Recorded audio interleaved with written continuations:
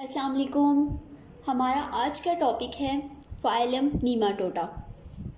Phylum नीमाटोडा के जो animals हैं ना, उनको हम राउंड वर्म्स भी कहते हैं। इनकी होती है 16,000 से 5 लाख तक स्पीशीज़।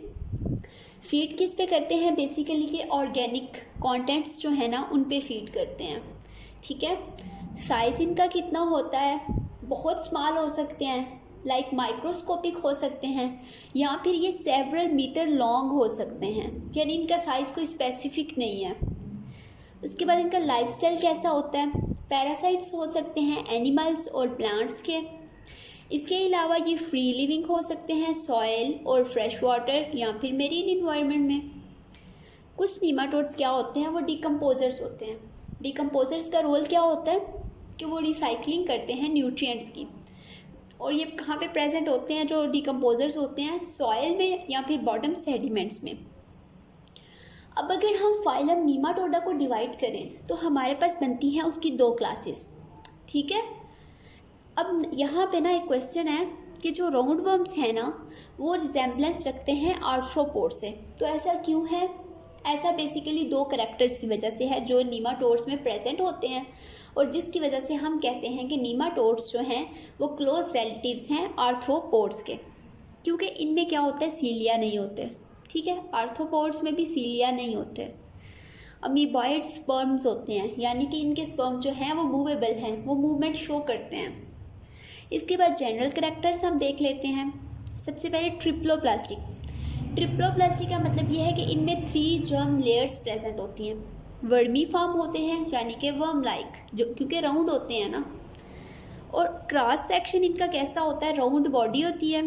ठीक है। क्यूटिकल होती है इनमें, जिसकी लेयर्स होती हैं, यानी क्यूटिकल सिंगल लेयर नहीं होती, बल्कि वो फर्दर लेयर से मिलके बनी होती है। और इनमें मोल्टिंग का प्रोसेस होता है। हमने पहले पढ़ा कि जो स्केलमेंथस हैं, इससे पहले हमने फाइलम रोटीफेरा पढ़ा, ये नेक्स्ट है नीमाटोडा। तो हमने पढ़ा कि इनमें क्या होता है कि इनमें मोल्टिंग का प्रोसेस होता है। इसके बाद नेक्स्ट जो कैरेक्टर है कि इनमें होता है complete digestive system. Mouth present होता है। ठीक है। और माउथ के गिर्द ना लिप्स होते हैं। लिप्स का क्या होता है? Sensory function. ठीक है। लिप्स जो है ना, ये सेंसरी फंक्शन परफॉर्म करते हैं। एक्सक्रीशन इनमें होती है रिनिट सेल्स के थ्रू। रिनिट सेल्स क्या होते हैं कि ये सेट होता है कलेक्टिंग ट्यूब्यूल्स का। बॉडी वाल इनकी जो होती है उसमें सिर्फ लॉन्गिट्यूडिनल मसल्स प्रेजेंट होते हैं। अब हम इनके क्यूटिकल देख लेते हैं कैसा होता है। क्यूटिकल आउटर होता है, नॉन सेलुलर होता है और कोलेजन से बना होता है। ठीक है।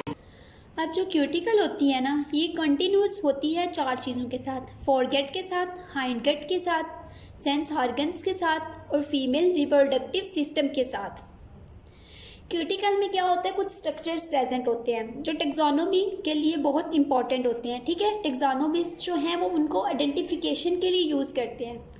ये कौन कौन से स्ट्रक्चर्स हैं? Bristles, spines, पेपिलाई and रिजिस। अब हमने कहा कि जो क्यूटिकल है ना, ये एक लेयर्ड स्ट्रक्चर है। ठीक है। तो अब हम देख लेते हैं कि क्यूटिकल में कौन कौन सी लेयर्स हैं। कॉर्टेक्स है, इनर मैट्रिक्स लेयर है और बेसल लेयर है। कॉर्टेक्स जो है वो फर्दर डिवाइड होती है 2 लेयर्स में, जो कि इनर कॉर्टेक्स है एंड आउटर कॉर्टेक्स है। फंक्शन इसके क्या है कि ये इंटरनल हाइड्रोस्टेटिक प्रेशर को मेंटेन रखती है, मैकेनिकल प्रोटेक्शन प्रोवाइड करती है। और जो होस्ट एंजाइम में होते हैं ना नीमाटोड पैरासाइट्स, ठीक है, होस्ट जो होता है ना बेसिकली उसमें जो एंजाइम्स होते हैं ना, जो उसको प्रोटेक्ट करते हैं और जो पैरासाइट्स होते हैं उनको डिग्रेड कर देते हैं। तो इसमें क्यूटिकल का क्या रोल होता है कि क्यूटिकल जो है ना वो प्रोटेक्शन प्रोवाइड करती है, वो रेजिस्टेंट होती है वो जो होस्ट के एंजाइम्स होती है ना उनके लिए। ठीक है। तो इस तरह जो पैरासाइट होता है ना वो सक्सेसफुली अपने लाइफ जो है वो कंप्लीट कर लेता है होस्ट के अंदर ड्यू टू क्यूटिकल। अब क्यूटिकल के नीचे क्या होता है कि एपिडर्मस होती है। ठीक है। एपिडर्मस क्या करती है कि ये स्यूडोसिलोम को इसने कवर किया होता है। सिंसिशियल होती है। सिंसिशियल क्या है कि सेल्स जो हैं वो फ्यूज़ हुए हुए हैं। न्यूक्लियाई इसमें 4 एपिडर्मल कॉर्ड्स में प्रेजेंट होते हैं और अंदर की तरफ मुड़े होते हैं। उसके बाद हम लोकोमोशन की बात कर लेते हैं। लॉन्गिट्यूडिनल मसल्स होते हैं। ठीक है। जो लोकोमोशन प्रोवाइड करते हैं। इनके क्या होता है कि ये जब लॉन्गिट्यूडिनल मसल कॉन्ट्रैक्ट करते हैं ना, तो एक अनड्यूलेटरी वेव जो है वो पास होती है लाइक दिस, इस तरह, ठीक है। और इंटीरियर से पोस्टीरियर साइड पे जाती है, मतलब वेव जो है वो इंटीरियर साइड से स्टार्ट होगी और पोस्टीरियर साइड पे आएगी। तो ये सिर्फ जो है पॉसिबल है लॉन्गिट्यूडिनल मसल की वजह से। अब इनमें ना कोई सर्कुलर मसल्स नहीं होते हैं, ठीक है, सिर्फ लॉन्गिट्यूडिनल मसल्स होते हैं। इस तरह ये क्रॉल नहीं कर सकते, सिर्फ इनमें थ्रैशिंग मूवमेंट होती है, यानी कि इंटीरियर से पोस्टीरियर जो है एक वेव जो है वो पास होती है, तो ये मूव करते हैं। अब हमने पहले पढ़ा माउथ में क्या होता है, लिप्स होते हैं, ठीक है। लिप्स में सम टाइम क्या होता है, स्पाइंस और टीथ होते हैं, और कुछ ऐसे हैं जिनमें लिप्स जो है वो डिसअपेयर हो चुके होते हैं। इसके अलावा इनमें ना हेड शील्ड्स होती हैं जो प्रोटेक्शन प्रोवाइड करती हैं। इसके बाद हम देख लेते हैं इनके सेंसरी ऑर्गन्स कैसे होते हैं। तो इनमें बेसिकली ना 3 तरह के सेंसरी ऑर्गन्स हैं। सबसे पहले कौन से हैं, amphids, the second one is phasmids and the third one is ओसिलाई। अब एम्फिड्स क्या होते हैं, ये इंटीरियर साइड पे प्रेजेंट हैं, ठीक है। Amphids are basically interior depression, cuticle में प्रेजेंट होते हैं, ठीक है। और इनमें क्या होता है कि मोडिफाइड सीलिया भी होते हैं। इनका काम क्या होता है, कीमो रिसेप्शन में। उसके बाद सेकंड कौन से हैं, फेजमिड्स। फेजमिड्स बेसिकली क्या है, ये पोस्टीरियर साइड पे प्रेजेंट है। एम्फिड्स इंटीरियर पे थे, फेजमिड्स पोस्टीरियर पे थे। ये एनएस के करीब होते हैं और इनका फंक्शन भी जो है वो कीमो रिसेप्शन ही है। इनकी एब्सेंस या प्रेजेंस डिटरमाइन करती है कि कौन सी क्लास है नीमाटोड की। हमने स्टार्ट में पढ़ा ना 2 क्लासेस हैं, अगर तो प्रेजेंट होंगे तो क्लास 1 में होंगे, प्रेजेंट नहीं होंगे, एब्सेंट हैं, तो वो अदर क्लास में चले जाएंगे। अब नेक्स्ट जो है वो है ओसिलाई। ओसिलाई बेसिकली पेयर्ड स्ट्रक्चर है, ठीक है। ये उन नीमाटोड्स में प्रेजेंट होते हैं जो कि एक्वेटिक हैं नेचर में। इसके बाद हम देखते हैं इनके इंटरनल स्ट्रक्चर्स। पहले तो हमने एक्सटर्नल फीचर देखे ना इसके सारे, जिसमें क्यूटिकल हमने देखी, उसके बाद एपिडर्मिस थी, फिर लोकोमोशन थी, उसके बाद सेंसरी ऑर्गन्स हमने देख लिए। अब हम इंटरनल फीचर्स देखेंगे। स्यूडोसिलोम होती है, ठीक है, स्कलमेंथस है ना तो स्यूडोसिलोम होगी। स्यूडोसिलोम जो है बेसिकली फ्लूइड फिल्ड कैविटी है जिसमें विजुअल ऑर्गन्स प्रेजेंट हैं, और ये किस लिए यूज़ होती है, ये हाइड्रोस्टेटिक स्केलेटन के तौर पे काम करती है। अब नीमाटोड्स बेसिकली जो है ना राउंड होते हैं, ठीक है। इनमें क्या होता है कि बॉडी मसल्स जो है ना वो कॉन्ट्रैक्ट करते हैं अगेंस्ट स्यूडोसिलोमिक फ्लूइड। इस तरह क्या होता है कि चारों साइड से ना इक्वल जो फोर्स है ना वो चारों डायरेक्शन से जनरेट होती है। फूड इनकी कैसी होती है कि बेसिकली ये ऑर्गेनिक मैटर पे फीड करते हैं, लेकिन इनमें ना वैरायटी भी प्रेजेंट होती है। जैसे ये कॉर्निवरस होते हैं, मतलब मीट पे फीड करते हैं, हर्बीवरस होते हैं, ग्रास पे फीड करते हैं, ओमनीवरस होते हैं कि ये दोनों चीज़ों पे फीड करते हैं, ग्रास पे भी और मीट पे भी, ठीक है। और उसके बाद सेप्रोब्स, मतलब ये डेड और डिकेइंग मैटर पे फीड करते हैं। उसके बाद ये पैरासाइट्स भी होते हैं, ठीक है, यानी कि ये किसी दूसरे पे डिपेंडेंट होते हैं अपनी न्यूट्रिशन के लिए और लाइफ साइकिल कंप्लीशन के लिए। अब नेक्स्ट इनका डाइजेस्टिव सिस्टम कैसा होता है, कंप्लीट डाइजेस्टिव सिस्टम होता है, ठीक है। माउथ प्रेजेंट होता है जिसमें टीथ हो सकते हैं, जॉज हो सकते हैं या स्टाइलेट्स हो सकते हैं। नेक्स्ट बकल कैविटी है, उसके बाद फेरेंक्स है, फेरेंक्स के बाद लॉन्ग ट्यूबुलर इंटेस्टाइन है। अब ये जो लॉन्ग ट्यूबुलर इंटेस्टाइन है ना ये हेल्पफुल होती है इंजेशन के लिए भी और अब्जॉर्प्शन के लिए भी। रेक्टम जो है इनमें वो शॉर्ट है और at the end posterior side पे एनएस प्रेजेंट है। नेक्स्ट हमने देखना है इनकी एक्सक्रीशन एंड ओस्मो रेगुलेशन।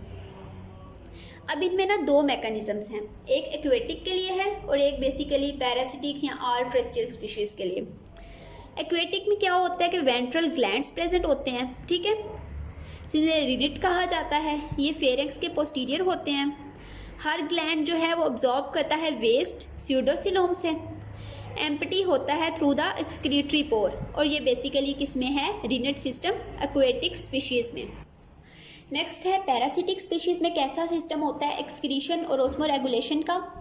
तो उसके लिए क्या होता है, इनमें ट्यूबुलर सिस्टम होता है जो कि बना होता है रिनेट सिस्टम से ही, ठीक है। उसमें क्या होता है कि जो रिनेट होती है ना वो मिल के ना एक लार्ज किनाल बना देती हैं जो ओपन होती है आउटसाइड वाया एक्सक्रीटरी पोर।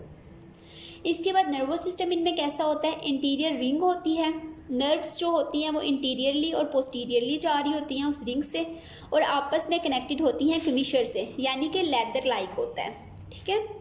न्यूरो एंडोक्राइन सेक्रीशंस होती हैं इनकी, वो किस में हेल्पफुल होती हैं? ग्रोथ में, मोल्टिंग में, क्यूटिकल फॉर्मेशन में और मेटामॉर्फोसिस में। मेटामॉर्फोसिस बेसिकली क्या है कि ये जो है ना कन्वर्जन है लार्वा की टू द अडल्ट में, यानी कि स्ट्रक्चरल चेंजेस आती हैं लार्वे में जो उसको कन्वर्ट करती हैं अडल्ट में। रिप्रोडक्शन इनमें कैसी होती है कि ये डायोशियस हैं, डाइमॉर्फिक है। डाइमॉर्फिक का मतलब यह है कि मेल और फीमेल जो है ना उनकी शेप्स जो हैं वो डिफरेंट होती हैं। मेल्स जो हैं वो बेसिकली स्मॉलर हैं फीमेल से। नेक्स्ट इनमें गुनेट्स हैं। गुनेट्स जो हैं वो फ्रीली प्रेजेंट होते हैं स्यूडोसिलोम में। अब हम फीमेल रिप्रोडक्टिव सिस्टम देख लेते हैं। उसमें क्या होता है? पेयर होता है एक ओवरीज का, ठीक है।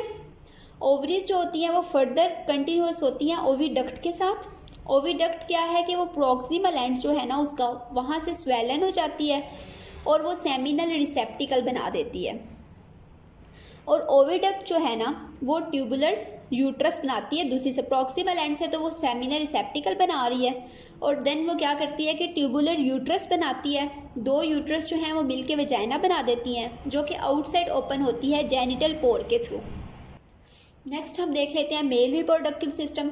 सिंगल टेस्टिस होता है, ठीक है, और वेज डिफरेंस होती है जो कि एक्सपैंड होकर सेमिनल वेजिकल बनाती है। पीछे जो ओवरी थी ना उसका प्रॉक्सिमल एंड फ्यूज़ होकर क्या बना रहा था? सेमिनल रिसेप्टिकल, और यहाँ पे क्या है? सेमिनल वेजिकल बन रही है, वो कनेक्ट होती है क्लोएका के साथ। मेल्स में क्या होता है कि ना कॉपुलेशन के लिए ना पोस्टीरियर फ्लैप होता है टिश्यू का, उसको हम कहते हैं बुर्सा।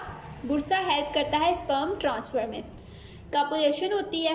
अब कॉपुलेशन के बाद क्या होता है कि जो हाइड्रोस्टेटिक फोर्सेस होती हैं ना सिलोम की, स्यूडोसिलोम की, वो एग को ले जाती हैं गोनोपोर में, ठीक है। Hydrostatic forces of pseudocoelom moves the egg to the gonopore, और गोनोपोर जो है बेसिकली आप कह लें एक्सक्रीटरी जो पोर था। अच्छा, अब उसके बाद नेक्स्ट क्या होता है कि जो एग प्रोडक्शन होती है ना डिफरेंट स्पीशीज़ में डिफरेंट होती है, और ये इसकी रेंज क्या होती है कि सेवरल हंड्रेड से थाउजेंड्स ऑफ एग्स जो हैं वो प्रोड्यूस हो सकते हैं।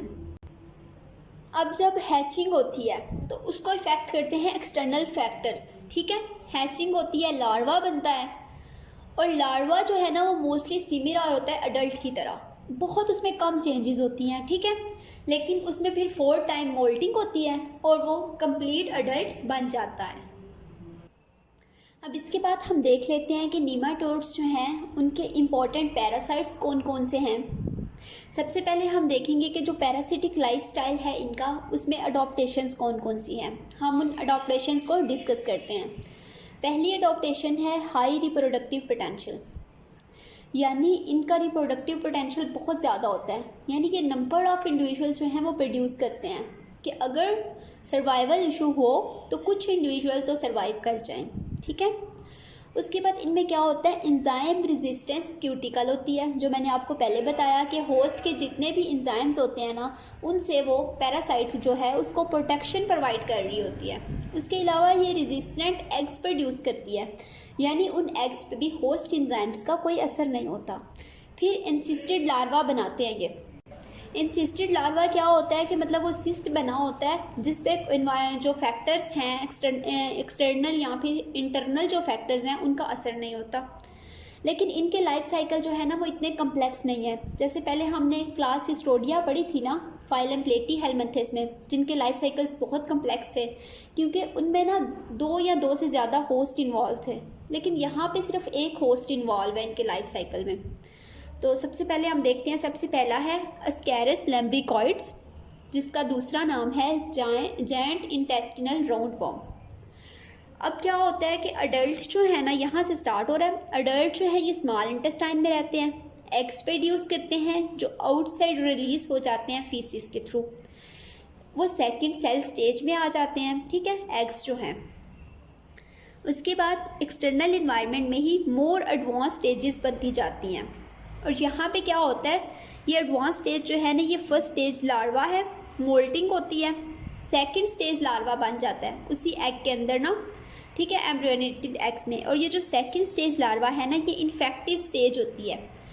इसको अगर इंजेस्ट कर लिया जाए, ह्यूमन जो है इसको इंजेस्ट कर ले, ठीक है, तो एग्स जो है ना वो हैच हो जाएंगे लार्वा में, इंटेस्टाइन में जाके सर्कुलेशन में चले जाएंगे, ठीक है। वहाँ से क्या होगा, लंग्स में जाएंगे। लंग्स में क्या होगा, 2 दफ़ा मोल्टिंग होगी। लार्वा जो है वो अडल्ट बन जाएगा इन 2 मोल्टिंग के बाद। ट्रेकिया में चला जाएगा, ट्रेकिया से फेनिक्स में जाएगा और स्वेल्विंग हो जाएगी, ठीक है। और एडल्ट जो है दोबारा स्मॉल इंटेस्टाइन में चले जाएंगे और ये साइकिल जो है ये रिपीट होता रहेगा। नेक्स्ट सेकंड वन है एंटीरोबियस वर्मिकुलरिस। इसका दूसरा नाम है ह्यूमन पिनवर्म। क्या होता है कि इसमें भी ना एम्ब्रियोनेटेड एग्स होते हैं, ठीक है। उनको जब ह्यूमन इंजेस्ट करता है तो एग्स जो हैं वो हैच हो जाते हैं लार्वा में, पेनिट्रेट कर जाते हैं, ठीक है, और डेवलप होते हैं म्यूकोसा में। नाइट में क्या होता है कि जो ग्रेविड फीमेल्स होती हैं ना वो माइग्रेट कर जाती हैं पेरिएनल एरिया में। वहाँ पे वो क्या करती हैं कि पेरिएनल स्किन पे ना एग्स ले कर देती हैं। उन एग्स में क्या होता है, फर्स्ट लार्वल स्टेज लार्वा होता है, ठीक है, फर्स्ट स्टेज का। फीसिस के थ्रू वो आउटसाइड जाता है, एक्सटर्नल इन्वायरमेंट में रहता है, मोल्टिंग होती है, सेकेंड लार्वल स्टेज बन जाती है जो कि इन्फेक्टिव होती है। और फिर क्या होता है कि यही एग्स जो हैं इंजेस्ट होते हैं और ये साइकिल जो है कंटिन्यू रहता है, ठीक है, एंटीरोबियस वर्मिकुलरिस का, यानी कि ह्यूमन पिनवर्म। अब जो थर्ड वन है वो है निकेटर अमेरिकैनस। इसका सेकंड नेम है न्यू वर्ल्ड हुकवर्म। इसमें क्या होता है कि एडल्ट जो हैं वो स्मॉल इंटेस्टाइन में रहते हैं, फीड करते हैं ब्लड या टिश्यू फ्लूइड पे और एग्स ले करते हैं जिनका नंबर 10,000 तक जा सकता है। एग्स जो हैं वो आउटसाइड रिलीज़ होते हैं फीसिस से। अब वो एग्स जो है ना वो पड़े रहते हैं इन्वायरमेंट में। जब उनको मिलता है वार्म मॉइस्ट जो क्या लें इन्वायरमेंट उनको मिलता है तो वो हैच हो जाते हैं। रैपिडिटी फॉर्म लार्वा जो है वो बन जाता है, ठीक है। फर्स्ट एंड सेकंड जिविलाइन स्टेज इसमें होती है, इसमें मोल्टिंग होती है फिर, तो ये सेकंड लार्वल स्टेज में कन्वर्ट हो जाता है, जो कि है फ्लेरिफॉर्म। फ्लेरिफॉर्म क्या है, इन्फेक्टिव स्टेज है। ये क्या करती है कि ना जब ह्यूमन जो है ना वो नंगे पाँव वॉक कर रहे होते हैं ना घास वगैरह पे, या फिर एक्सीडेंटली वो बाहर चले जाते हैं बेयर फुट के साथ जब वो वॉक करते हैं तो क्या होता है कि उनकी स्किन में ये पेनिट्रेट कर जाता है टोज़ के थ्रू, ठीक है, सर्कुलेशन में चला जाता है, लंग्स में जाता है, वहाँ से मोल्टिंग होती है 2 दफ़ा, फेनिक्स में जाता है, फिर एडल्ट जो हैं वो स्मॉल इंटेस्टाइन में चल जाते हैं और ये साइकिल जो है वो रिपीट होता रहता है निकेटर अमेरिकैनस का। नेक्स्ट जो है वो है ट्राइकिनेला स्पाइरलिस, जिसको हम पोर्क वर्म भी कहते हैं। इसमें क्या होता है कि अडल्ट रहते हैं म्यूकोसा ऑफ स्मॉल इंटेस्टाइन में, लेकिन यहाँ पे थोड़ा डिफरेंस है कि वो स्मॉल इंटेस्टाइन ह्यूमन की भी हो सकती है या फिर किसी और ओमनीवोर एनिमल की। फीमेल जो है वो लार्वे को गिव बर्थ देती है, ठीक है, वो एंटर हो जाता है सर्कुलेशन में, सर्कुलेशन से चला जाता है स्केलेटल मसल में और वहाँ पे इंसिस्ट हो जाता है। अब ये जो स्टेज है ना ये इन्फेक्टिव रहती है काफ़ी सालों के लिए। इस डिजीज़ को कहते हैं ट्राइकाइनोसिस, ठीक है।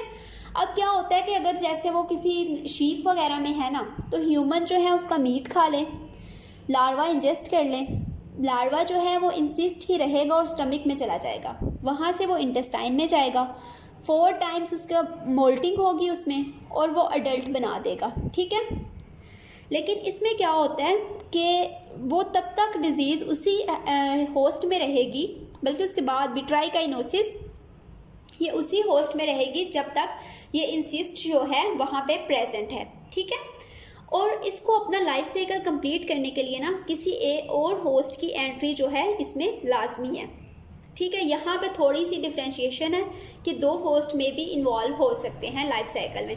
अदरवाइज़ यहाँ तक भी होता है कि ट्राइकाइनोसिस जो है वो क्रिएट हो जाती है और ये परसिस्टेंट रहता है। अब नेक्स्ट जो लास्ट वन है वो है विचेरेरिया स्पीशीज़, यानी कि फाइलेरियल वर्म्स। इनसे ना 250 मिलियन लोग जो हैं वो इन्फेक्ट हो चुके हैं। 2 बेसिकली इनमें हैं, W. बैनक्रॉफ्टी और W. मेलाए। ये 2 स्पीशीज़ हैं इसकी जो बहुत इंपॉर्टेंट हैं इकोनॉमिकली मेडिकली, ठीक है।